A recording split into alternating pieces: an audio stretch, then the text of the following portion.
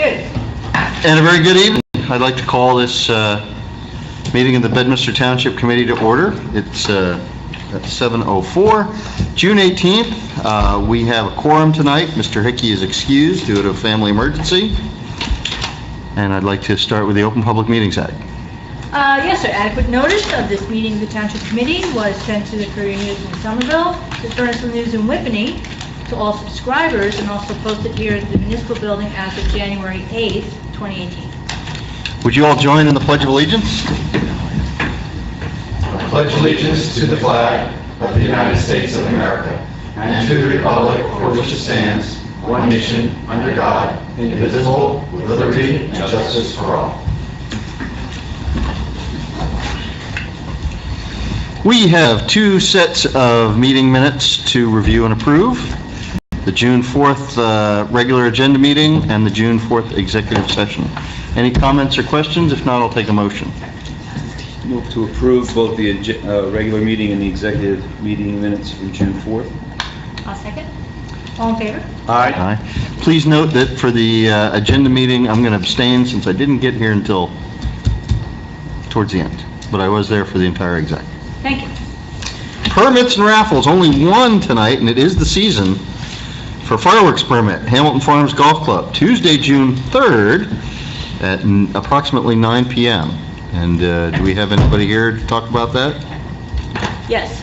Please, sir, come to the microphone. Identify. July 3rd. July 3rd. Did I say June? That would have been behind us already. I meant July the 3rd. Good evening. Everyone. My name is Rene Murillo. I represent Hamilton Farm Golf Club, and yes, we are asking for permit for a fireworks display on July 3rd and celebration of 4th of July. And have you worked with Mr. Anderson, our fire inspector? Yes. I have the fire officials. This is his permit's been approved, and I believe the chief has approved it as well. All right. Everything's fine. Questions from the committee? No, Mayor. All right. Thank you. Sounds good. Can I get a motion? So moved. Second. Again, all in favor? Aye. Thank you. Thank you for coming out. We wish you the best. Enjoy your Thank fireworks. you. Enjoy your 4th. But everybody's invited to come. All right. Sir. Thank you. All right. Really? All right. I'll bring my clubs. Just happen to have them in the car, right? That was on the golf match break then. Public comments. We do this twice every meeting. That same microphone is available for any member of the public that wishes to comment. Seeing none, we'll move on to our monthly subcommittee chair reports. We'll start with Mr. Stevenson. Thank you, Mayor. I have meetings coming up this week, so I'll have a report for you next week. And then, of course, I do have a report from our meeting with the DOT, and I'll hit that later on the agenda if you'd like. All right. Ms. Jacobs. Since we last met, we had two land use board meetings, both one on June 7th, the other on June 14th. June 14th was a approval of a variance to allow occupancy of some unimproved space at a house on Southfield. And on June 7th, it was the approval of the signs at Malincrot. But the reason I call attention to the Malincrot discussion, which is during the presentation by the folks at Malincrot, once again, it was a reinforcement of what we had heard before about why they came to Bedminster, and it was the availability of a highly educated workforce and the proximity to transportation. They also talked about the cooperation they've had in dealing with folks from the town, Judy, which was really nice to hear. And it was at the following meeting, at June 14th, that Rich Travellini asked, hey, it was really great to hear what the guys from Malincrot said, and he was thinking about it over the last week and said, is there anything on the township website where we can talk about businesses and their comments about doing work with township staff? And so we mentioned that to Trina talked to Judy, and then Rich threw it out there about the Chamber of Commerce, which we don't have, or the Bedminster Business Association, which we no longer have. And it was interesting because Lou Diachivine who was in ABA for a very long time, talked about how after Robbie Offcaesar left, sort of lost a lot of momentum. But it was just something I wanted to raise, that the land use board was certainly considering how to let businesses that may be thinking of locating to town, giving them a forum or an opportunity, and perhaps it's on the website, that Bedminster is receptive and is a good place for folks to locate businesses. So just thought I'd throw it out there, and that's all I have for. Speaking of Malincrot, Committee. I did meet with them last Wednesday, and they brought us a gift. Is that what this So, is? from their ribbon-cutting. No, great. And just as Doug will talk about his meeting later on under old business, we'll discuss farmers market. And the only thing I would add is there is a presentation at the Environmental Commission on this Wednesday, but rather than have to talk about it, if the chair could come up and just discuss Wednesday's upcoming agenda. Recognize the Environmental Committee Chairman Reski. Hi, Renee Moreski, Chair of Environmental Commission, and I've completely forgotten the man's last name, but it's Michael, and he's going to be talking to us about invasive species. We like it nice and green around here, but there's a problem with species that aren't from around here taking over, killing our natural trees and grasses, and he's going to give us a little talk about that and see what you can do in your own neighborhood to take care of it. Thank you, Renee. And that's Wednesday night, 7 o'clock, right here, and join us. Wednesday, which Wednesday? In 2 days. Well, can we have the JVH come over and check that out? Everyone's invited, absolutely. Oh, that would be great. Well, thank you. Thank you, Renee. You're welcome. Thank you.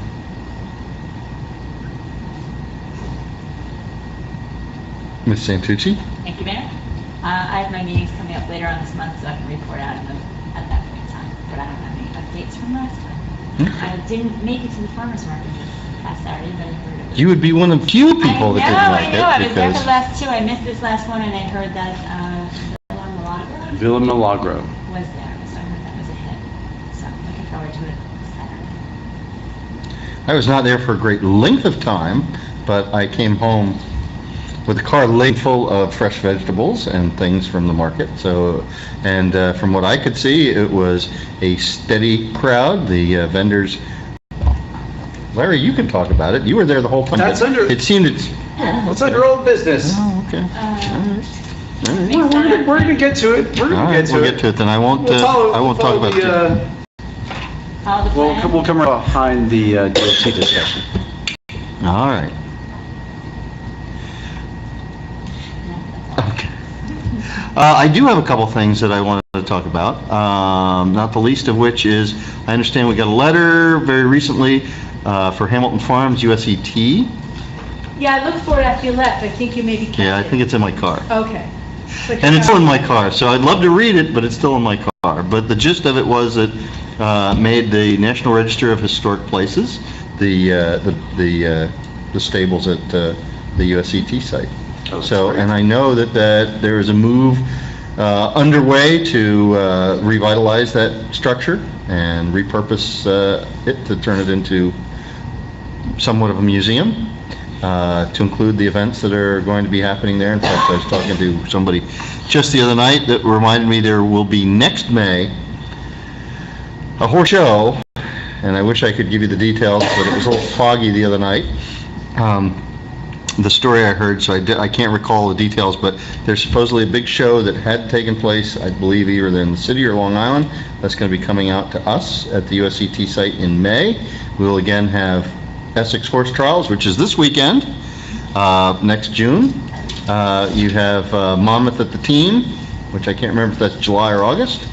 And then, of course, we've got the race meeting. So many equestrian events on the slate for 19. Even more so than what is on the slate for 18, which is very exciting. We hope the weather this weekend is good. I think Thursday night they're doing the walkthrough of the course for Thursday night, for the Essex Horse Trials. So we're hoping to have a great weekend there. I also wanted to mention I was at Raritan Headwaters a week ago Saturday, as they had Betty Merck Day, and that was rather interesting. They had a fellow, I think Mr. Thompson, if I'm remembering his name correctly, and he gave the history of Fairview Farms, which sounds like a lecture, but he was really interesting, and he put a lot of stuff in perspective. It was a night to celebrate Betty Merck. I know the town contributed some old photographs from Betty when she sat From the archives. on the Township Committee, and she was vital right up until the end. So it was a tremendous tribute to Betty Merck, and a great celebration with the family and lots of friends up there at Raritan Headwaters. And I don't want to go too much further in this meeting without shining a little light on the Bedminster Police Department. And if you haven't heard already, if you haven't read the news already, that we like to think we have very little crime in Bedminster, but we had a bank robbery. Really? That's the bad news. The good news is it was the suspect was apprehended nearly immediately. All the money was recovered, and a wonderful professional job done by Sergeant Ariel, who is her backup chief? Nolan Benson was out there, as well as officers from the P-PAC Gladstone Police Department. Corporal Scanlon, Detective Damiano, and their Special Officer Potts were also in our area. And you know that because you were there too, right? I was there, yes. You were there too. So anyway, a great job all around. It's great to have the backup from our neighboring towns, and it's great that all that participated. Sounds like a very professional job. No, everything worked out well. So you couldn't ask for a better situation where you receive a call at 1:30 on a beautiful afternoon in the Township of Bedminster, and lo and behold, it's in the Pottersville section. Came in at 1:33 in the afternoon. We responded up that way. Good information from the bank. They did a really good job. The employees, they did what they're supposed. A male came walking up Black River Road wearing a Giants field jacket and green and black plaid oversized pants, went underneath the railing at the front of the bank, opened the door, went in and asked for all the bank's money. And they proceeded to hand him a bunch of cash, at which time he had his face covered with a black t-shirt or sweatshirt. No weapon was shown. He left the bank and he proceeded to walk or flee east on Pottersville Road towards last seen at Purnell School area. So when we hit the area, Sergeant Ariel went down to Southfield and came upon a male sort of matching the description, walking northbound on Southfield Drive.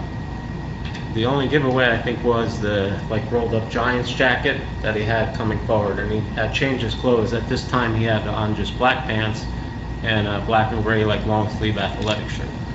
So I guess when Sergeant Ariel said, "Let me see your hands," he dropped his belongings in his hand, and U.S. currency was seen on the ground. Later in the investigation, we came to find out that he actually walked down the road about 4 residences, and there was a landscape crew maintaining a property, and that's where he decided to take his green baggy pants off and the jacket, and now he was just going to fit in. The only problem he had was that he dropped the keys for his car. So, in search of the area, we located his car on Black River Road in a private driveway, and I think he went the wrong way when he left the bank. So, lo and behold, the $3,611 was recovered, and he's currently waiting a detention hearing at the Somerset County Jail, charged with second-degree robbery.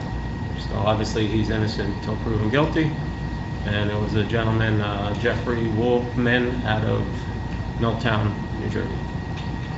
So by the time the call came in, by the time we had hands on him and he was in our custody, it was probably 12 minutes. wow. That's great. Yep, couldn't ask for a better scenario. Well, good job, and the officers coming on the scene, you really don't know how that's ever going to go. So great job by them. So please. And thank you. And with that, administrator's report. Thank you. We received notification of the commemoration of service for the 217th anniversary of the African burial ground. The NAACP of the Morris County branch will be having a ceremony there this Friday at 6:30. And I think, Mayor, you're I will be in attendance. planning to attend. We prepared a certified copy of resolution we did when we accepted the marker that was paid for through a grant from Somerset County. So we have a nice copy of that with your signature for you to give to them. They did ask for if we would be able to provide them with a few things, and I don't know what your thoughts are. They wanted, chairs, tables, portable PA system, and a generator to run the PA system. I don't think we have that stuff. Well, it would mean some employees with some overtime to set that all up and then take it all down, and I don't know. If we do it for them, we would have to do it for other groups that also assemble in town for various reasons, and we've never done that. So, I didn't get back to her yet as to whether we would be able to provide that or not. I told her that parking should be on the side road as opposed to, both sides of hillside, and that the police were notified of their event. But other than that, and that you would be coming. Yep. No, I mean, I'm of the opinion that I think we need to welcome them as we did, and let them enjoy and celebrate the site and the history behind the site.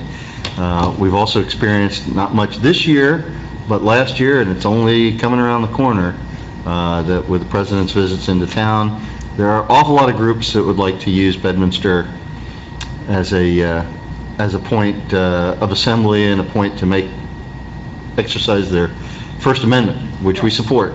Right. However, yeah, we could be going down the road of providing a lot of logistic support for a lot of folks, and it's too bad that we might have to say no to them, but I think in the interest of fairness, I think that's the concern I have. Before I responded to her, I wanted to just make sure you were in agreement with, we talked about it as our department heads, and, we've not supported those types of events before. So. Yeah.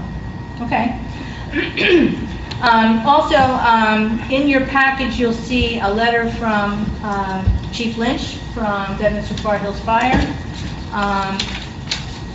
It's also attached to a requisition out of our capital account. And if you remember, in 2016 and early 2017, we had set aside some funding for gear for Far Hills Fire, and the chief was going to get a couple different types of sets and try them out with his line officers before they determined which company they were going to move forward with. Now they're to the point where they hope to move forward. It should be under reports, behind my report. Oh, okay. Looking too deep.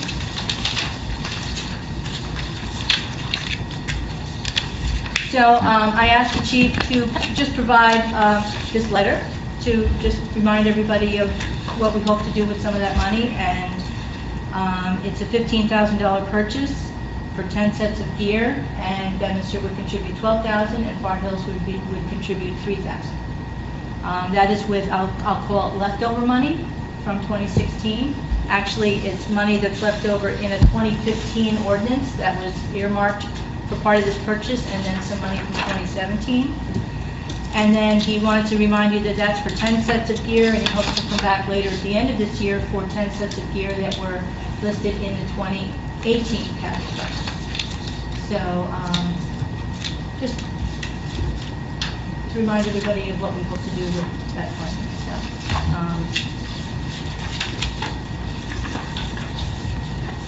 So if you don't have any questions or issues, we would move forward with that requisition currently to us for approval and has not been approved yet. All right. But this was part of the 2016 and 17 budget process for the 10 sets he wants to purchase now. And then 2018 promised another 10 sets of gear in the 2018 package. Well, they certainly came to us with the idea that they were going to need some significant turnover, not to make a bad pun, but, it's important that the volunteers putting on that gear have the right gear and the safest gear and up-to-date gear, so I think we all supported it at the time and continue. Okay, so just, the chief wasn't able to be here tonight, but that's why I asked him for a letter, and, Okay. So I hope we're still all in agreement that that was policy that we had made. Okay. Our recreation director, Robin Ray, asked me to just let you know that the bench donation program is going strong, and she has bench number 21 ordered and purchased, and it will be placed in the hike and bike trail between River Road Park and Fosmore Road. We don't have any benches planned yet for the newest section of the hike and bike trail, but I'm sure we will at some point. A couple of the things that aren't on my written report, I got a notice today from the GIF of a mandatory training program for the planning boards throughout our GIF. The program is provided, the full training program is provided to the board, and they would hope that it can be reviewed with the board attorney. It's a PowerPoint presentation, it's just something they can read through, but they would hope that the attorney will answer questions. So that will be a mandatory training. I forwarded it all to the land use board for review, but just, I know both you and Mr. Jacobs sit on that board, so it is. I think I did the stormwater training last week, but I'm not sure if I found the right one. And there's no receipt that... No, but it gets logged in. It gets logged in. Good. So, thank you. Also, I'd like to bring to your attention, we have, of our shared court, we have been using a magnetometer? A borrowed magnetometer from the Borough of Bernardsville Police Department, which we've been using in our shared court now since the beginning of this year, or since they moved over here to this building.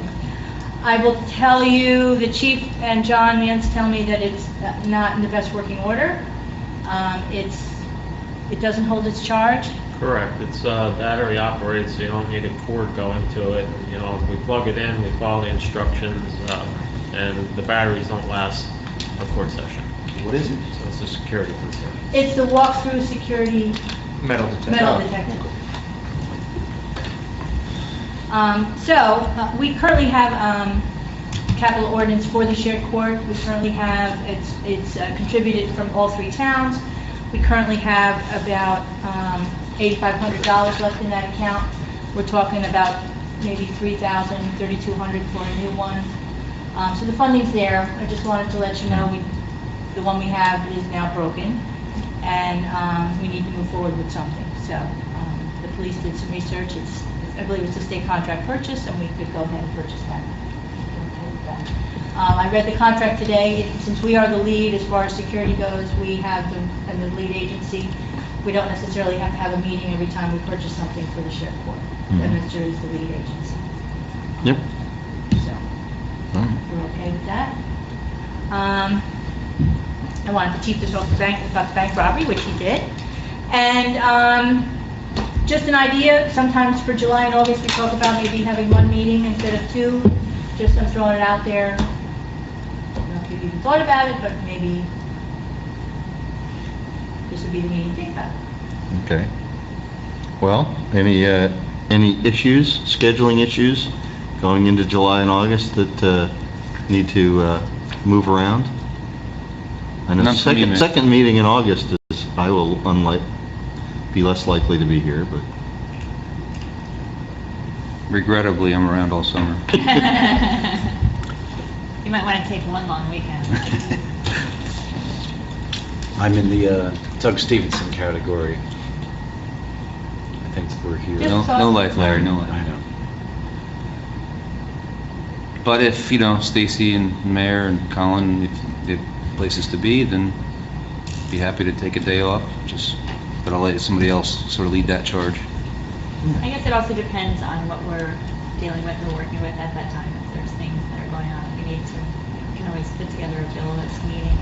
My only question would be for the ordinance that Mr. Banish will be discussing tonight, what the timeline might be for that to be introduced and adopted. I don't know if there's a time constraint to get that done?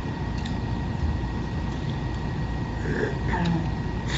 Mr. Banish? You know, I We'll find also, you know, out. Judy, I also think, I think it's, you know, it's good to raise it tonight, and perhaps we should consider it at the next meeting. There are a couple items that are through executive session that may require some management over the next several True. weeks to months. So I think it would be premature to start canceling meetings right now. That's fine. Maybe at the next meeting, we'll have a better handle of Understood. Well, we what's can- coming down the pike. We can look at the first July meeting and the first August meeting, and if we determine that a second meeting that month is not necessary, maybe we do it that way. That's fine. Thank you. That's all I have. Thank you. All right, discussion of introduced ordinances. We don't have any. Introduction of ordinances. We don't have any. We don't have a public hearing on ordinances tonight, but we do have a consent agenda where we have 1, 2, 3, 4, 5 items on the consent agenda. Maybe you just mention what they are. I will. But we have renewal of liquor licenses, Fiddler's Elbow, Delicious Heights, Grateful Spirits, that's Colonial, right? Yes, Cold Spring Liquor, that's plugging it in. Plucking in, and we also have one on the Clean Communities Grant. Also, I will mention, I have a piece of correspondence in front of me that is somewhat related, and that is saying that the Division of Alcohol Beverage Control has received the application for a wine license for Burnt Mill Cider. So that is not approved, but it is something that is coming down the pike. It's not in our court yet, but Earlier in the year, I had looked at the census and our numbers, and it looked like we were qualified for a new liquor license, but we don't have an official census out yet to dictate that. Is that application, do we know that's intended? This is a winery. A winery license, which is handled through the state, as opposed to, we can approve it or deny it, but as far as managing it going forward, it's to the state. Similar to with Hamilton Farms has a golf liquor license, and Trump National has a golf liquor license.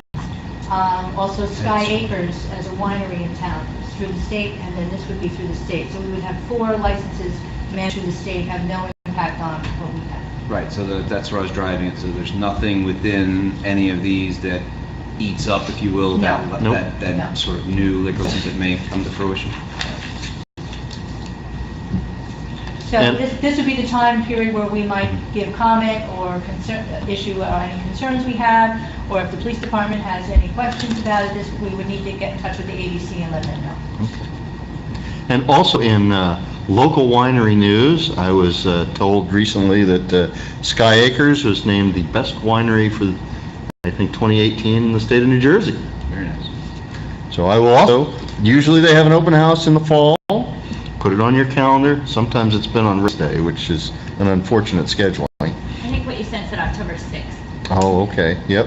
So anyway, it's an interest, you know, their whole deal is the process. They have a different process for making wine, which is interesting. Anyway, so perhaps another interesting venture on the way. Having said that, any comments or questions on the consent agenda, which is laden with, the other thing on the consent agenda is Clean Communities Grant. But any comments or questions on the consent agenda? Can I get a motion? Motion to approve. I'll second that motion. Roll call vote, Mr. Stevenson? Mr. Jacobs? Aye. Ms. Santucci? Aye. Mayor Parker? Aye. Okay. All right, resolutions. We have 4 resolutions, including 2018-057, adopting, amending rules and regulations for the Bedminster Township Police Department, repealing any prior rules and regulations. That sounds very broad, Chief. Well, what occurred, obviously, we've had a standing rule and regulation that's promulgated by the Township Committee. Earlier this year, the Attorney General put out a mandatory drug testing policy that every police department, state police, corrections, whoever's involved with it, shall follow. And with that, you needed to have specific wording in the rules and regs, which we did not have. So basically, this is just taking out the one section regarding urine drug testing for law enforcement and replacing it with up-to-date information. So nothing else in the book is changing besides that one section. Okay. Questions, comments? Can I get a motion? So moved. Second. Again, roll call vote. Mr. Stevenson? Aye. Mr. Jacobs? Aye. Ms. Santucci? Aye. Mayor Parker? Aye. Resolution 2018-059, is that still going, John? All right.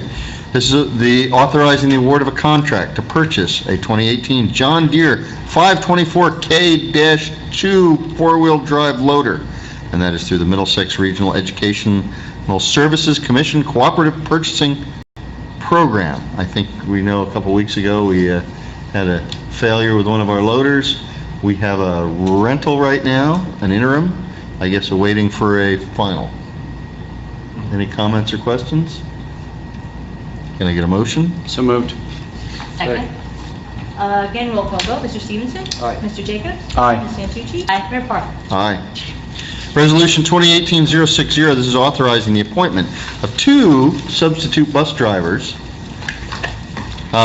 for the summer program sponsored by the Rec Department. And it looks like we have... I have to say, enrollment has skyrocketed, and we need additional buses to get the campers from the school to whatever the trips are. So Camp Bedminster is going crazy. So anyway, very successful. Have these folks been vetted by anybody?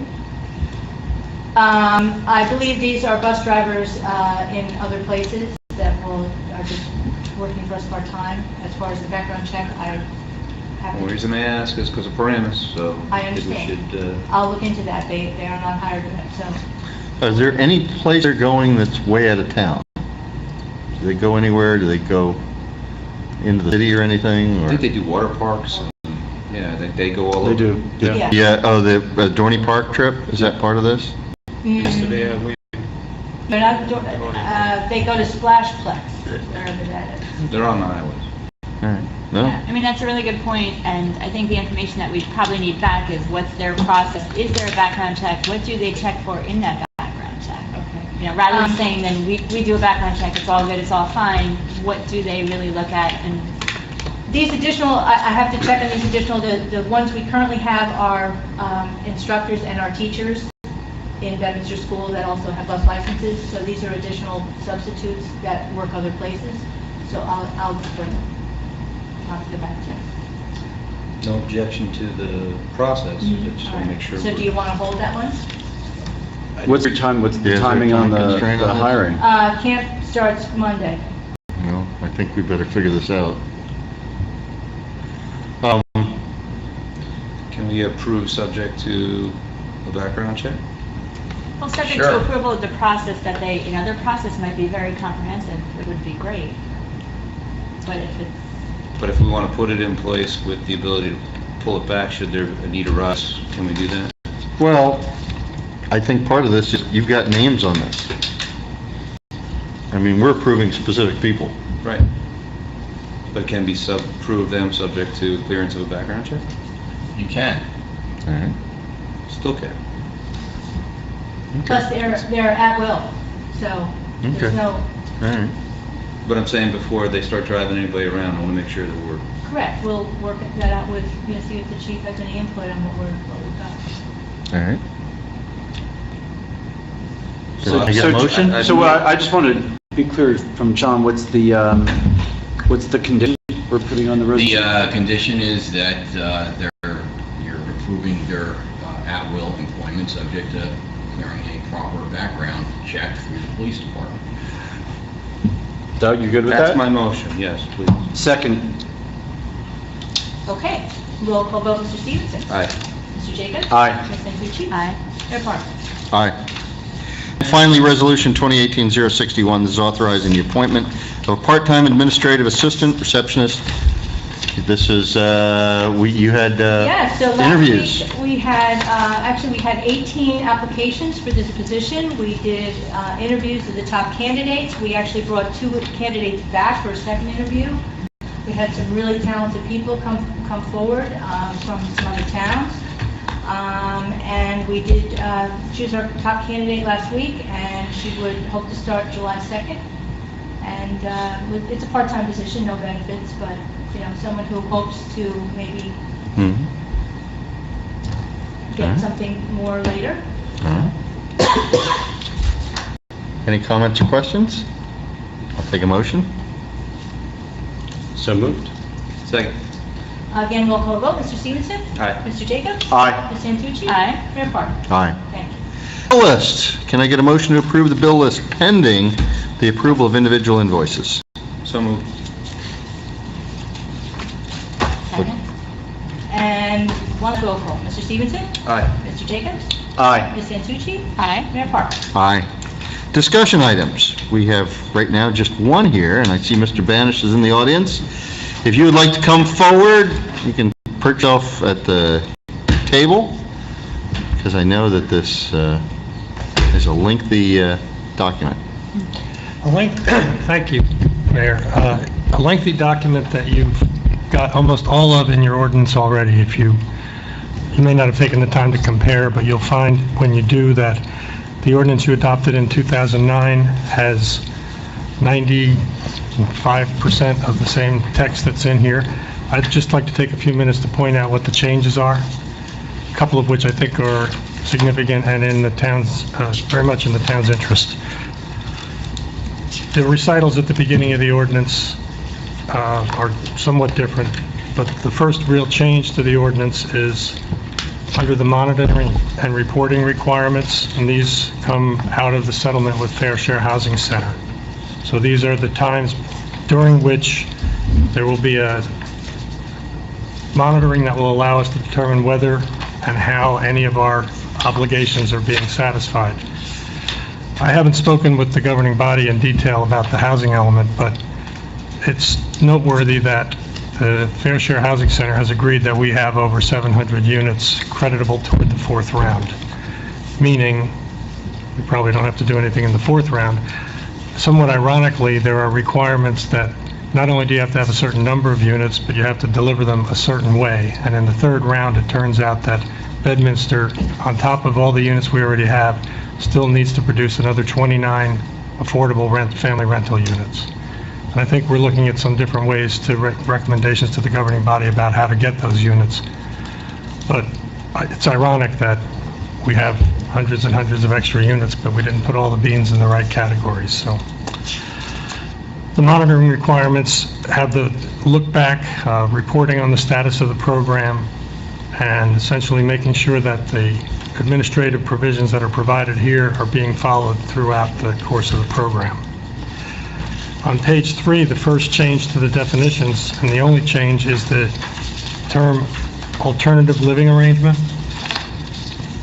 And this is where the unit of credit is a bedroom. You know them most commonly as group home type facilities. There are some additional standards related to alternative living facilities that have been included in this ordinance, but the next change, I did in my cover email to Mr. Bellardo, who I apologize to because he asked me a question last week about the bottom of page 5 under applicability.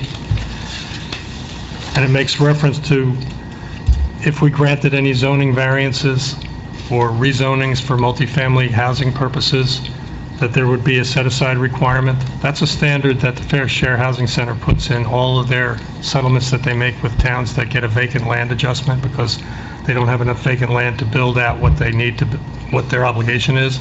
And so they get an adjustment that says, well, your realistic development potential is only 50 units, even though your obligation is 300. And they end up developing a plan for the 50 units and adopting a provision like this that says, we will try to capture any other opportunity that comes along. We take that paragraph out of this. That was here mistakenly from the model that I worked from, that the court had approved. And that does not apply to you. The only thing we have to do besides actually monitoring and enforcing over the term are those 29 units that I mentioned. The next change, Great, question? sure, stop me anytime. I have I'm a sorry. question about my question, if you bear with me 1 second. If we discuss something in exec session about this, if it's coming up now, how do we handle that? I'm talking about the rental. We don't talk about it? Can I make a comment? One of the best things that this ordinance brings in is the requirement that units that are purchased by low and moderate income households have to stay occupied by low and moderate income households, and that we're going to enforce that. We're going to find out who the tax bill goes to, and to whatever extent there are tenants in units that are owned by low and moderate income households that qualified to get them but no longer live there. Bedminster's seen lots of that over the years. This ordinance says there will be a mechanism for us to go advise them that that's illegal and actually recapture illegally collected rent on those units. So if I own one of those units and I wanted to leave and my kid was going to move in, as long as they got qualified as low and moderate income, that wouldn't be a problem. Or I could rent to anybody who could qualify in the low or moderate category, depending upon the unit, as long as they went through the process of getting qualified. So it's not like you can never rent out that unit. What you can't do is not live there and charge market rent, or the best rent you can get for it from the open market. And that's what one of the provisions here would get at. I don't know if that has anything to do with what you were trying to talk about, Doug. Well, on that issue, since BHHC is delegated certain management authority,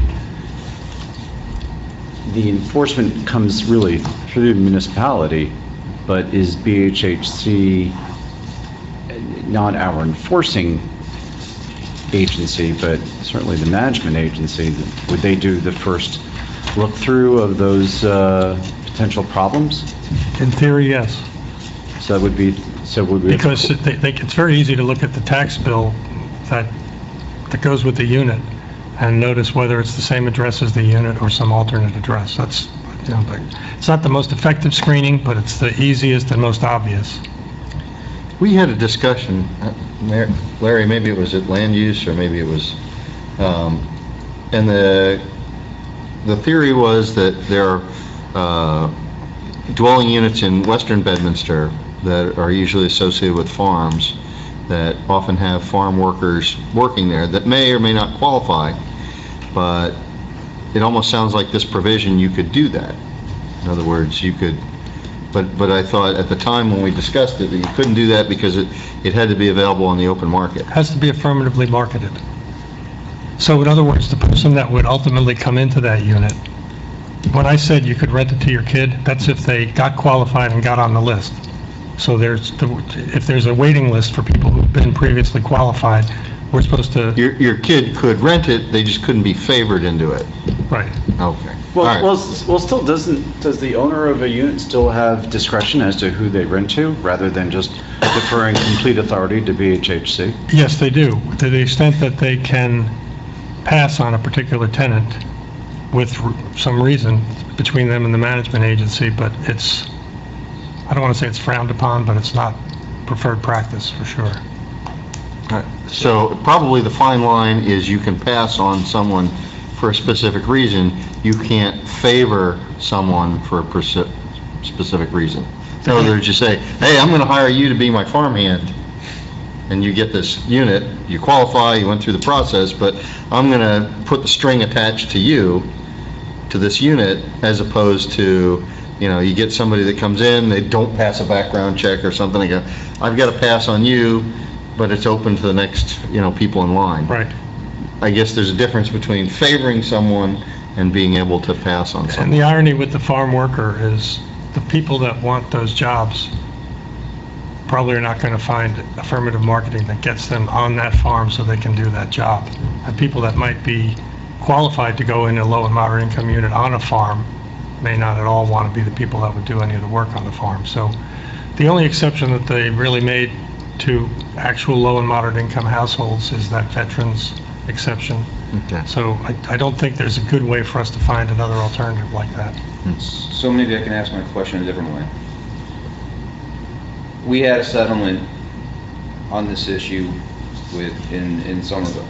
right? And then part of the back and forth with Judge involved these rental units, right? But is there anything in here that's now putting an additional obligation on us that's outside of the settlement? Not that I'm aware of. I mean, I just saw this Thursday, so that's why I had Frank come here, because, you know, wasn't redlined, so I'm not able to go in and see what was changed from the prior, ordinance, so, But I thought what we just heard from Mr. Banish was inconsistent with the terms of our settlement. the only thing we're required to do is what's in our settlement agreement. Well, I'm going to forward, now that you've seen this, after we talk about it tonight, I will send it to the court master and the fair share people to make sure that they think it's consistent with the settlement, so they don't come back on us later.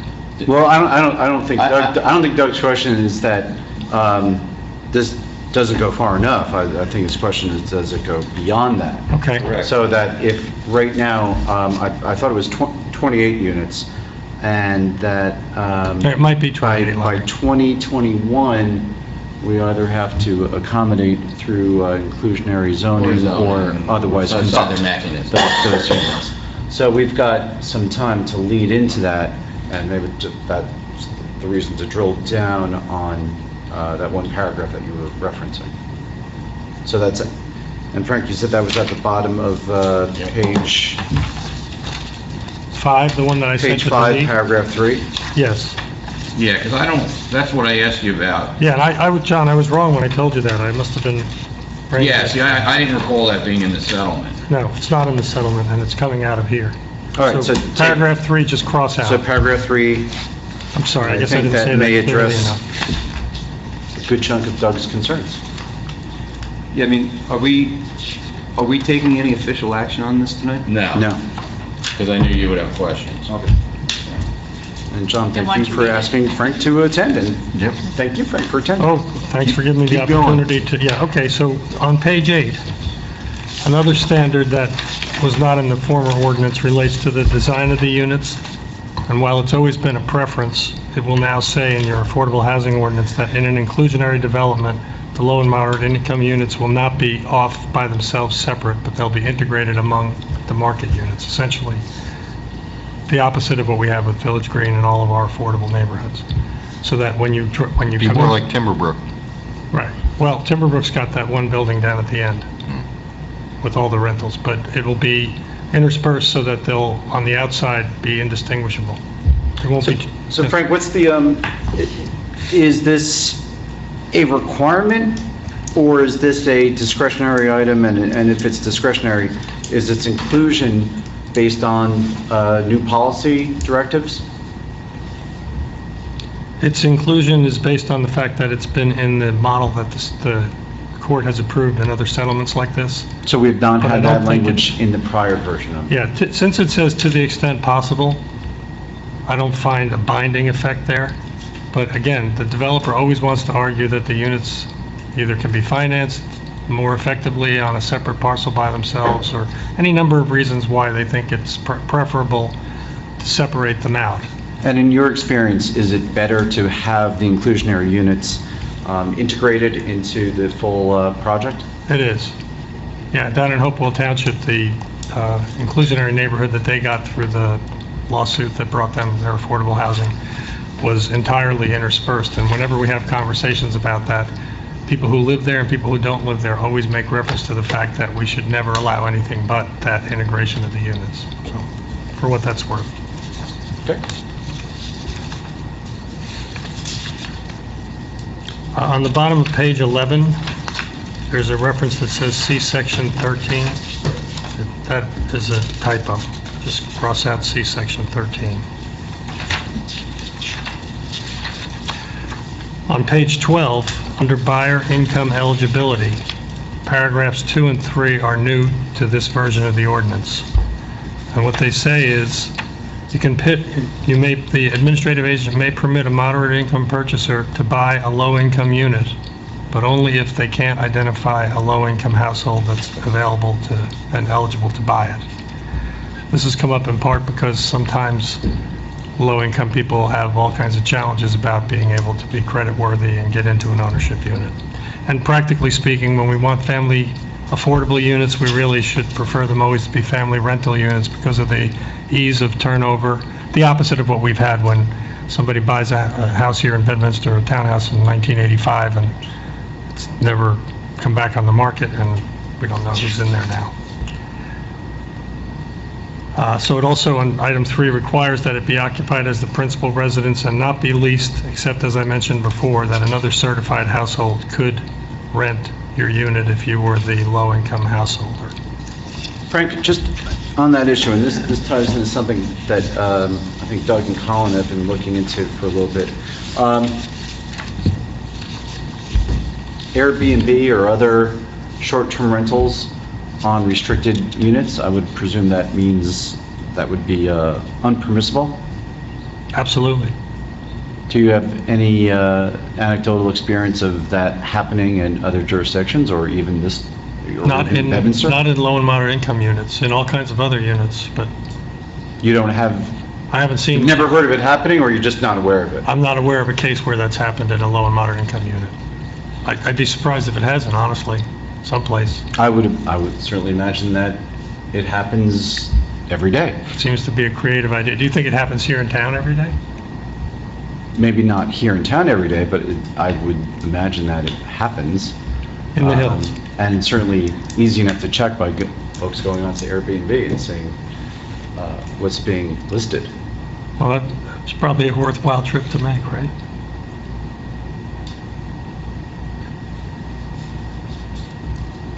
The fact that we're saying that unless you've been categorically qualified through the right process to get into the unit, you don't get into the unit, I don't think we need to go a step further and say you can't Airbnb it, but there wouldn't be any reason you couldn't say that. Well, it may not be relevant to this, but certainly to the ongoing discussion of looking at short-term rentals.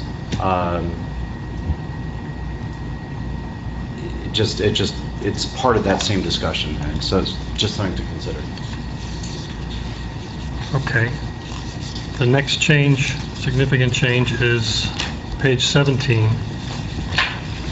And this is an enumeration of the administrative agent duties that starts on page 16 and includes affirmative marketing, household certification, resales and re-rentals, processing the requests of unit owners, and then at the bottom of page 17 it says enforcement. And under the heading of enforcement, the administrative officer agent would secure annually a list of all affordable units for which tax bills are mailed to absentees and notify the absentees that they must either move back in or sell the unit. The second one, securing from all developers and sponsors at the earliest point of contact written acknowledgement of the requirement that no restricted unit can be offered or in any other way committed to any person other than a household duly certified by the administrative agent.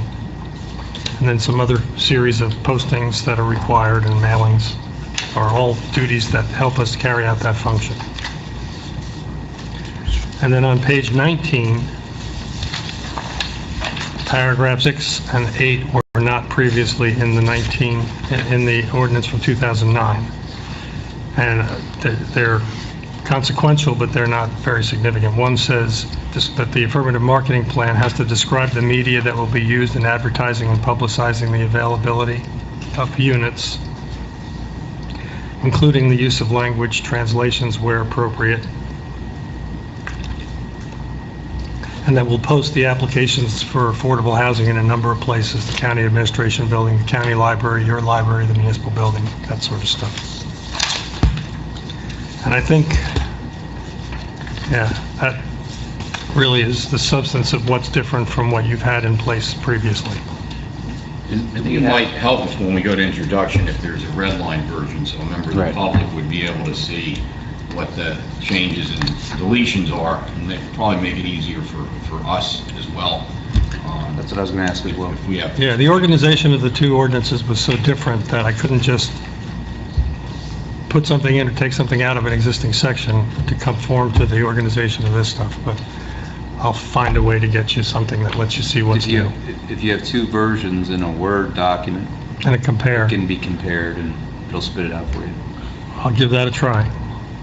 because my secretary's pulled that off before, but it usually was the same document with some changes where, If you want to flip, you can flip to me both versions, and I'll have it worked out. okay.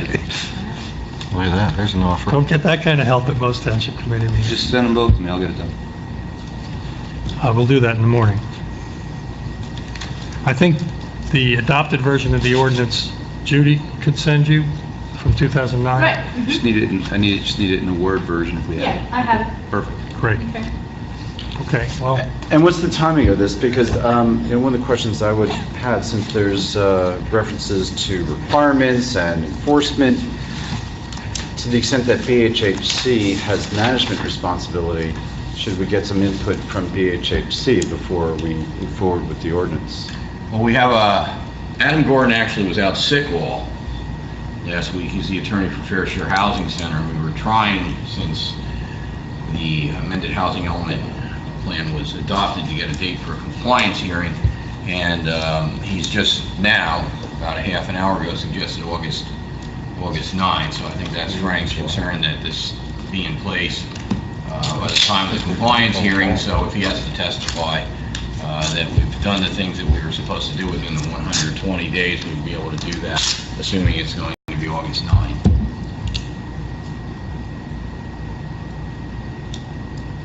So if that's the case, we'd have to introduce it the first July meeting and adopt it the second July meeting. There's a June 28th BHHC meeting. And flip it to the planning board. Oh, you're right. There it is. So we could then, we could probably adopt it at the first August meeting. So we within that, it's August 9th, we would have a meeting before August 9th. right, I think that gets it in if you get it adopted by that first August meeting. Yeah, well, so you could introduce it, your next meeting and And throw it give over to the them, ladies- and then have any comments they might have. And we And we would can, have an August 6th meeting where we could adopt it.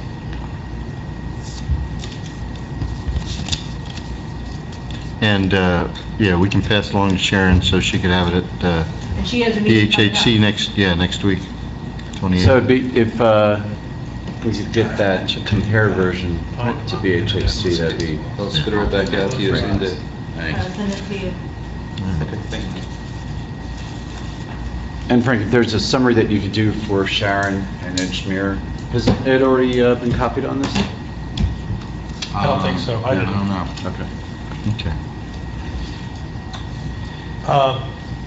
Let me say this. Most of the municipalities that are contracting with an administrative agent of some sort are using people that do it all the time professionally for multiple clients. Piazza Associates is one of the ones that does a lot of work around here. I'm not sure if everything that's intended here and the infrastructure available at BHHC is the perfect fit. So I think as we start to talk to them about this, we may find out that things that we thought they were doing or should have been doing might not be the case. And I'm not throwing stones at anybody when I say that. I just think we should equate them with what needs doing. Probably Ed needs to be in the mix Yeah. so that there's a clear understanding. He can advise Sharon as to what is or is not her responsibility. But I just alert you a little bit to the fact that there's more to it now than there's ever been. And, I just want to make sure they're Well, and doing their job. that sounds like that just needs a good airing then. Yeah, I think so. Really, so I think that's good. Right. Can I just Might get be a little- one last question? Just to qualify here, the changes that we're seeing and that we're reviewing here, the genesis of that, is that the settlement agreement, or is that a law that we're trying to come in compliance with? It's the settlement agreement, and to the extent that the terms of the COA regulations that are still in effect impact that, or the Fair Housing Act requirements impact that, or the Uniform Housing Affordability Controls, those are all things that have stuff they say you have to do. And when you put all that stuff together, you end up with this compendium, basically. So what flexibility do we have if there's provisions, some of those changes are not appropriate for the way BHHC or the way the Township of Bedminster approaches the affordable housing? If they're part of the COA rules or the UHAC regulations, then there's not a lot of discretion about what we have to do with them. So I think it may be, So I guess to some degree, for both BHHC's benefits and for our benefit, where do we have flexibility? you don't have a lot of flexibility in the terms of what's in here. Most of this comes from the requirements that are in those rules, so I think we ought to have Ed take a look at this. He does this all the time. Yeah. I'm sure he's seen ordinances just like this. He may turn to Sharon and say, we need to do a little bit different than what we're, I'll start out with that. So Okay. here we go. I'll Great. get that to him as soon as I clean it up. Right. Thank you very much. Thank you, Frank. So Thank Frank, you. you're sending that to Ed? I'm going to do that. Okay. Yes. Ed. John, you're looking at I'll this as send well? this up to Doug. I am. I looked at it last weekend with the redlining. It'll be a lot more easier for me to, I'll loop you in on that. yeah, to see what's changed. But I did pick up a couple things, like that one thing that he said was an error. So I didn't recall that being part of the settlement at all. Okay. Alrighty, new business. Is there any new business that is not listed? So, I have some new business, and I think I've mentioned this to some folks before, last week. So, I guess it was about a week and a half ago, one of my neighbors, Jim Alexander, who was actually prompted by his wife to take a look at their waste hauling bill, and it had gone up in the last several months, and they've been in town, I think, about 2.5 years or so. And when they first started getting their bill, it's a quarterly bill from Raritan Valley, now owned by Republic. It went from 80 and then eventually to 119, and now it's at 133. And Jim took it upon himself to go talk to some neighbors. And he started at where he lives, at the top of the hillside, and came down to our house. And he came up with this great survey of what folks are being charged for their garbage hauling. And this, he was focused really on the folks who are contracted with Raritan Valley Republic, and saw this disparity between where they were, the Alexanders were at 133 a quarter, to a high of 251.75 cents for the same size can just across the street. And in between, there was a woman who's being charged 214 a quarter for a smaller size can. Our family falls into the higher end of this category as well. We're in that 214, 220, 230 range. Jim reached out to Republic through a couple different ways, both on their headquarters and then through the local. And after some questioning, he got them to say, "Oh, okay, we'll adjust it and we'll bring it back down to the closer end." He also spoke to another neighbor who contracts separately with a different carting service, and they charge $28.95 a month. So even at that, on a quarterly basis, that comes out to about $86, $90 a quarter.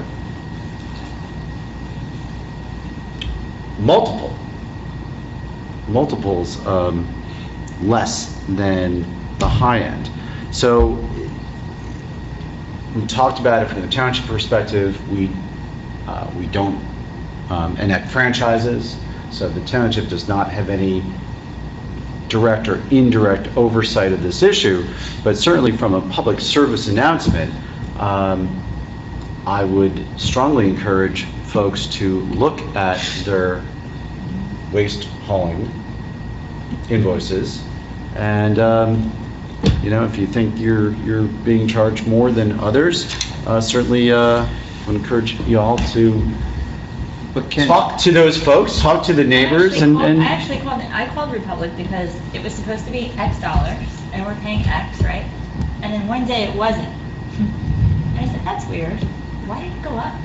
So I called, and they looked and said, okay, well, we can do it for X. It was like not, it was, you call, you contract a service, right? And then, so you have to call, and you have to look at your bill. You can't, if you have an automatic debit and they just debit, so you really have to, but I find that odd that you agreed to a price, and then you can call and say, okay, well, That's, your experience is exactly what Jim and Debbie said.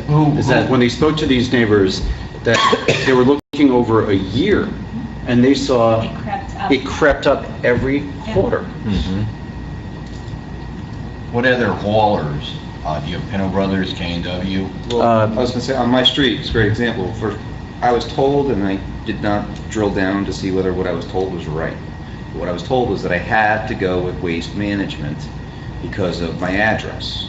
Half of my street is on Republic, half of my street is on Waste Management. And the green cans go out for Wednesday pickup, that's Waste Management, and then the other half of the street goes out on Thursday for Republic pickup. Are you able to surround and bring in another hauler? Because we were told, no, you're stuck with who you get, that's their service area. The thing with Republic, and, you know, I live obviously in Basking Ridge, and I live on Berkeley Circle, and there's 47 homes. Of the 47, only one uses Republic. Everyone else uses Pinot Brothers and K&W. For Pinot Brothers, I pay like $110 a quarter and can put virtually anything out. Where my father lives in Martinsville, Republic, they had so infrequent use by people where he lives, they pulled out of that particular area of Bridgewater. So, like Mr. Jacobs said, if you have other haulers and they're willing to come up your street, the prices that I just heard seem to me astronomical. So on our street there. Service is fine, it's just that you really have to. Yeah, you have to check. On our street, we have at least 3, maybe 4 haulers, Republic, Grand, and then I think 2 smaller ones that come through. I'm not sure if any are associated with Waste Management, but just scratching the surface of this, you know, and we talked separately offline, saying, you know, be interesting to hear from the Township Committee, you know, your personal experience with waste hauling and the disparity in the fees being charged. Well, I have a similar issue with my business in town, which is not along a route, so I have a little more flexibility as to who we bring in. But I guess about 5 or 6 years ago, yeah, I just got tired of looking at the increases from the Carter you mentioned. And another outfit came in and said, yeah, we're here to try to earn your business. Now they've crept up, but they creep up, you know, usually every other year they might have a small increase. But the one you had mentioned, yeah, we cut it in half by going to a different Carter. So the comment that Doug made, that he was under the impression that he had to stay with one, that's certainly not a township requirement. There's no franchise requirement that we impose on any It just might depend upon whether the haulers will It's their route or not. go to your neighborhood. I think I happen to be lucky, we probably have a choice of 4. And I will say, and I know I've got 2 on and the if they're coming to our street, they're going to Hillside, there's 3 or 4, well, 4 coming to Hillside. They'll go to Ski Hill. Yeah. And Jim did reach out to the Burnsville News, and so he did have a brief discussion with Jake Perry. And Jake, you said you'd be watching the video, so we hope you can pick this up and publicize it for our residents. Yeah, just like any other invoice, so you really have to check to look. in to make sure that, you know, And it takes time. Chief, who do you have out in your town? Ellen Moore. Are you happy with them? Do you guys check the Very invoice? happy, and we also pay for our recycling. Oh, you pay for the recycling? That's Warren County. Yeah. All right. Well, thank you, Larry. Well, And thank you, Jim and Debbie Alexander. yeah. Old business, short-term rentals. We've already touched upon it a little bit. Doug, anything new? No, I understand that the court case is on for tomorrow, so we'll Okay. track that, see how it goes. Hopefully there's some witnesses that show up and there can be a resolution one way or the other. Well, while we're with Doug, engine braking and the interchange. You and Colin went down last week? And Renee Lawrence. And Renee? And Mrs. Elliott showed up. So what? Our normal point of contact was unavailable. She was in a meeting, Meredith. Mm-hmm. But we did have the South Jersey equivalent there with us, and there were 4 other representatives from DOT, including the head of the Community Relations Governmental Interface, if you will. They were very receptive. They certainly understood the issue. The DOT's official position is that they don't want to legislate or come out against engine braking because it obviously saves the brakes, and anything that makes the trucks safer on the road is a good thing. But what they did do is they gave us a nice little roadmap to ways which we could try to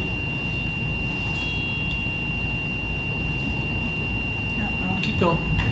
ways which we could try to look to enforce it a little bit. There's actually a statute, NJSA, a New Jersey statute, and I've got the citation, which talks about a maximum decibel of 80. So the way that these trucks are manufactured, they're supposed to be able to engine brake and stay within or below 80 decibels. What happens is, as these trucks are serviced,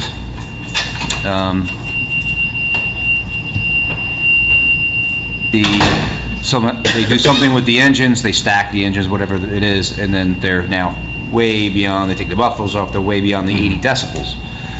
What that would involve is arming our officers with decibel meters, which would have to be calibrated similar to, I'm sure, a breathalyzer type test. But that was one thing that we could do, is we could look to enforce the New Jersey statute, and the theory there is once you've got someone pulled over, now you've got probable cause to, go wherever you want. So the point is that the message gets out, and hey, don't go through this section because they're starting to pull folks over, and you don't want to deal with that. Or the issue could simply be, get your truck repaired properly. That's right. It's not necessarily stay out of my town, but make sure that it's repaired to original specs. Right. And we were explaining the corridor in question, which is really from, say, Ski Hill down through Lamington on that sort of steady decline after you've come up on the two lanes and you're together, now you're braking, and you've got that long field of sight to Lamington to see the light, and that's usually where they're throwing it into gear from, say, just past the quick check down to the light, which of course, and we explained, that's right smack in a residential zone on both sides of the street. They've had this request come in before from other townships. It's on the state roads. They're not interested in posting signs. We asked about signage, residential zone, please, no engine braking or something. No, they're not going to do that. They've got other things that they want to convey, like speed limits. But Now, they won't put it up. Would they allow us to put it up? we asked that as well. We'd have to go through a different section at NJDOT, which they said would be referred back to the folks we were talking to, but they didn't give us the thumbs up there, and it was, our sense of that, Renee, correct me if I'm wrong, but was that was a no-no. They were not inclined to permit that. The woman who was sitting next to Ms. Elliott, she was, like, as soon as someone brought up the sign issue, she was like, no. So, because there are other things we have to do. Okay. Right. But you do have a pathway, and that would be the noise ordinance, the 80 decibels. Now, I was asking John Mans before the meeting, what was 80 decibels? Give me an example of something that's 80 decibels that he thought, without holding him to it, that maybe a fire alarm would be 80 decibels. Some of these trucks that are coming down the road are way beyond the 80 decibels. So, it's just a matter of what do we want to do? I mean, do we want to put an ordinance on the books that talks about no engine braking? Now, mind you, this is all on state roads, so we can do whatever we want on a non-state road, but I think it's probably the same issue with the county, right? I mean, you got a county road that you might have to go to the county to get their permission. I don't know how many of our municipal roads this is an issue on. See, we described it as 287, 78, 206 south. So really it was positive in the sense that there's no formal pushback from the state. It's not like they're going to say you can't do that because we have jurisdiction and we're going to trump you. It was just that we're not going to affirmatively assist you. They did indicate they were going to come out and look at the posted speed limit on 206, given the 2-lane to 1, and they were actually going to come out and look at that corridor and see if it was properly tagged at 45 miles an hour. it cuts both ways, though. I mean, if you drop it down some, then they're going to tend to drive in a lower gear, which is going to have that engine noise anyway, so I'm not so sure that that's a fix in any event, but what I got out of it was that there's a pathway for us should we choose to want to enforce it, and again, not by means of being a money collector, but just being a deterrent. We explained that a lot of times what's happened, trucks coming from the I-80 corridor want to get south, they'll come down 206 now instead of going 80 to 287. And in 2006, I think the weight limit restriction for trucks on 206 was modified to permit more truck traffic. So we explained that we were seeing a lot more of it, and it's becoming more prevalent, and the neighbors are becoming more boisterous about the issue. So they're aware of it, and that's really what's our pathway. Chief, could we just price out what that monitoring equipment, the decibel meter would be, and the threshold of training and calibration? In other words, be able to put a dollar sign to it and say, well, if we wish to do this, if we wish to have an ordinance, well, the other side is having the chief's people enforce it. Is that a bridge too far? Is that too difficult or cumbersome or costly? Is it something that's easy to do? I think that's a fact we might want to have. I agree. Also, may be interesting to see if the county already has that equipment available. You know, Stacy, I'm not sure, do you know if They probably do, they might, okay. but we can ask. We also asked about an update for the 202, 206 southbound, turnoff. The interchange improvement. The folks that we were speaking to, that was outside of their area of expertise, shall we say, so we didn't get too much there. We invited Meredith to come up and present on that issue.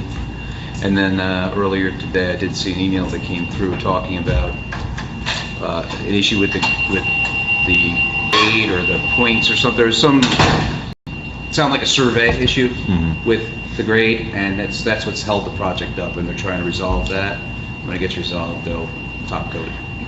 I looked that up, what the email was describing, and it seems like they're worried about the new blacktop, whatever it's called, sticking to the old. Because once there's a seam, water gets in there and it destroys the blacktops. So I shot back Colin a note saying, don't you think they've done this before a time or two? And she's like, I Well, then, if that's the case, then it sounds like they've got a little bit of a construction dispute as to who was laying down the pavement, and they don't want to proceed because they see a problem. That was that reference to longitudinal joints? Yeah, Or something I like looked that? that up. Yes. Longitude. And it's understandable when you're doing a major highway and you're putting one lane down at a time and you want the materials to match, but this is a couple yards of material? I don't know. Yeah. But that sounded like that was a much part of a bigger problem. Mhm. So let's see what she says. Overall, positive meeting. They were happy to take us. It was nice to be able to, thank you, Judy, for setting that up, getting a phone call, they had 5 representatives from DOT there, so they took it seriously and they understood the issue. It was just, they had pre-printed stuff that they were handing out because we weren't the first one asking about Right. it, so. But there is a way to get through it. That's great. Well, good work, Doug. Thank you, and Colin, And for Renee? going through that. Very welcome. And Renee, yes. All right. Which brings us, is there one other piece of old business here? Oh, the farmer's market. Do we have a farmer's market this weekend? This Saturday will be the fourth weekend that we've had the farmer's market. Last weekend was the third weekend we've had the farmer's market. We had some new vendors last week. As Stacy mentioned, Villa Milagro came and they were selling wine from Finesville, also known as Phillipsburg. Apparently Finesville is a much finer, never mind. I thought the mayor might appreciate that. So wine from Phillipsburg, and I will confess I really did not have great expectations for the wine or for their sales at the farmers market. At the end of the day, as some of you have seen, I do looked as the vendor liaison, see how their day was, what we can improve, what worked for them, and the two women who were running the winery or the vineyards booth said this was the best farmers market experience they had. the biggest sales they ever had at a farmer's market. Their prior best, or the previous best, was Morristown. And they said they well exceeded the numbers at the Morristown market. What did they attribute that to? The place, the time, the advertising, I mean, the social media? They could not attribute, they just said that the crowds that we were getting were steady, and they had folks who were very interested in purchasing. That's great. I Fantastic. can't attribute, They're coming back next week? as the mayor said, sure. Not to interrupt your flow, but how was the attendance, the flow? Because I know Bernardsville had their inaugural farmers market this Saturday, so just wondering whether we... We didn't have the rush that we had the first day, but it was very similar to the second week. And as the mayor said, it was steady. And it was steady really from about 9 till closing at 1. It was just a steady stream. It was not that first day when we had cars parked all the way to JBH. We had cars parked about halfway to JBH, and that was about where it stood for most of the time. People coming in and out. It was, some interesting observations. So Three Meadows Farm did less in sales than the prior week, but they had more number of sales because they were actually some folks bought fig trees from them, which were big dollar items, but they definitely had a greater number of people participating.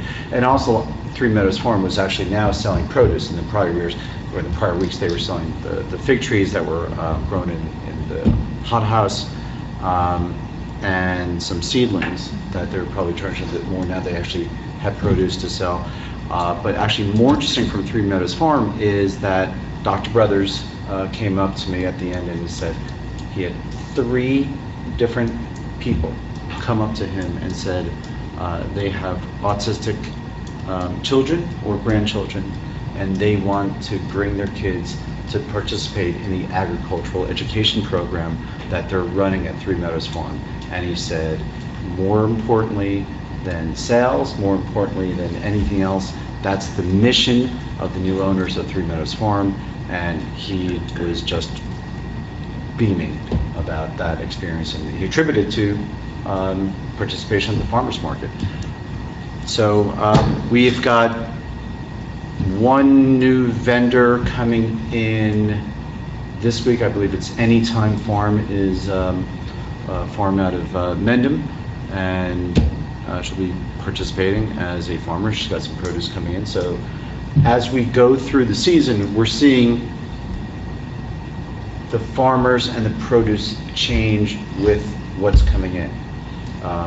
So we saw flip side, went from selling seedlings to they had beautiful cut flowers, and they actually had some produce coming in as well. So I think just, as we get through the end of June and into July, we're going to see a lot more stuff coming in. Varied stuff, because all the farmers are doing a little bit different produce. And what we have to do from our side, those of us on the Ag Committee and the Farmers Market Committee, is continue to promote. So we're going to have a call later this week to talk about keeping that emphasis on publicity, social media, and marketing. So. All the way through to the end of September, and then actually in October, on the 27th at Fall Fest, we're going to kind of have the Farmers Market reunion, the vendors, come back to Fall Fest on the 27th. So it'll be kind of a good, ending and getting ready for next year. Yeah, exactly. How was it weather-wise? The only reason I ask is like my birdies that are reporting on the school folks that were there, they did not do so well, and the school did not do well. They set up a little late. My other observation is just talking to the different vendors is how much emphasis goes on what the booth looks like. And when you see Allsteeds, and they're professional, and they know what they're doing. I'll even say that Flipside Farm from the first 2 weeks to what they did this week, they had the Everybody's fancy raising- tablecloth. They're all raising the bar on what it looks like. So this was the first week that the 8th grade participated. They were selling bottled water, some, I think, bottled lemonade. I think they had some coffee from Dunkin' Donuts. And it was their first go-round. They did not do particularly well. They never really had folks lined up for them. But it may just be a matter of making the booth more enticing. Or it may be that since this is, people show up at the market, they buy the produce, they buy the materials, and they get out. They're not hanging out there for a long time, that they may need that drink of water or that lemonade while they're there. There's a woman selling fresh lemonade, I guess, so that was, I mean, Good bakes. Yeah, Good Bakes was, this was their first time there, and they were doing lemonade and some iced tea at $4 a cup. So the fancy lemonade was trumping the cheaper bottled water. Right. So it may need, the 8th grade may need to refocus on their participation. But the class of 2019 was, I think, less than 24 hours into their eligibility cycle. no doubt about it. Because my 8th grader only came back from Washington late the night before the farmer's market Saturday morning. So, you know, they'll have some time to get to improve and move on up. I was just pleased that the class of 2019 was on it with 363 days left to fundraising. That's right. So good for them. 2019. It'll all work out. So with that, let's open it up to a last round of public comment. Is there any member of the public that wishes to be heard?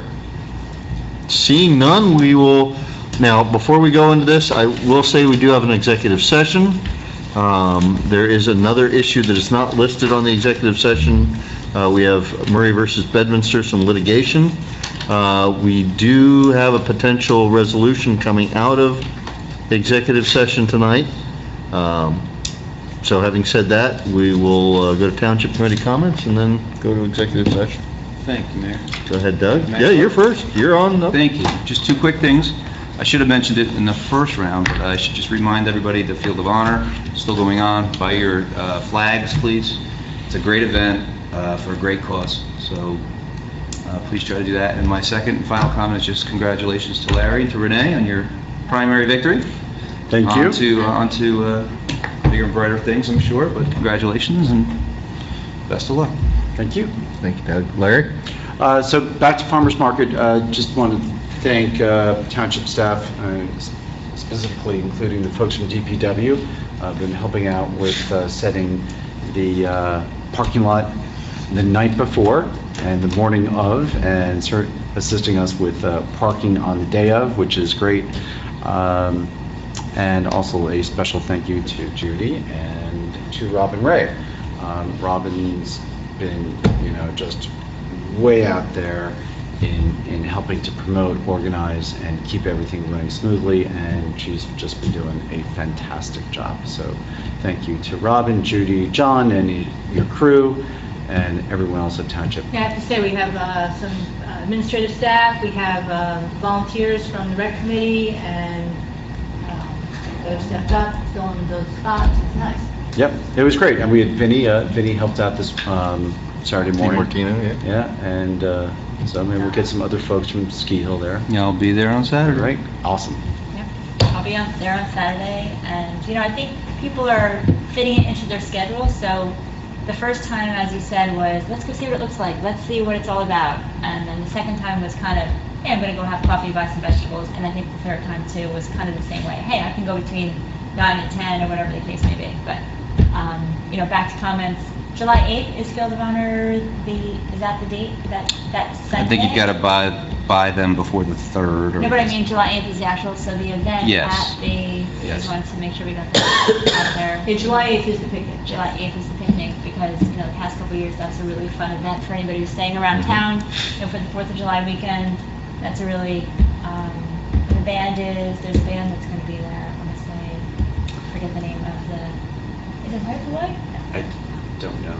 But it's a You great. just mentioned something that Yeah, I go need to ahead. come back to. Go ahead, back to Larry. Oh, jeez, I'm sorry. I'm sorry. So at one of our last farmers market subcommittee meetings, we did hear this from a number of folks that it would be great to have some entertainment. Actually, some of the vendors had mentioned that as well. So on Facebook, we put out a post saying, hey, if there's any folks who have the talent and the inclination to perform before their neighbors and friends, please send an email. Come in? I'll have to check with Did you Rob. hear from these two guys? No. Oh, these two from, guys. Yeah. Yeah, those- Jason and, From, and Greg. From Greg? Yeah. Yeah. No, actually Greg was one of the ones I was thinking about. Yeah. But I'll have to check with Robin to see. And we're That'd be gonna, fun. that was one Facebook post, we're gonna be doing that on a continual basis to get some folks in and just to. It's fun. I can speak to Jason too about that, or keep Greg. going. Yeah. Have him send a clip. Yeah. I have a couple on my phone. I have nothing further there. And I attended one other social function, I think Saturday night. I was briefly at the Life Camp Hoedown, and that was well attended. And there was buzz about the farmer's market there. So I'll just say that the word is getting around, and that's a great event if you ever get a chance to attend that. And they are looking forward to another very successful year at the Life Camp. And that's another quiet story that's not told enough, I guess, in these parts. All right, can I get a motion to go into executive session? So moved. All in second? All in favor? Aye. We'll see you in the back. Thank you. Hours out on ski hill. Okay. All right, it is 8:59 and we are out of executive session. We have one resolution, and that is Resolution 2018-058, and that is accepting a recommendation to amend an employee's status from probationary to regular status, amending Resolution 2018-041. Any comments or questions? If not, I'll take a motion. I'll make that motion, Mayor. Second. Roll call vote, Mr. Stevenson? Aye. Mr. Jacobs? Aye. Ms. Santucci? Aye. Mayor Parker? Aye. And with that, can I get a motion to adjourn? So moved. Second. All in favor? Aye. Good night. Aye. Good night. Good night. Good night, So Tom. John, So Judy, is there anything that we could do on the website? I unsubscribed from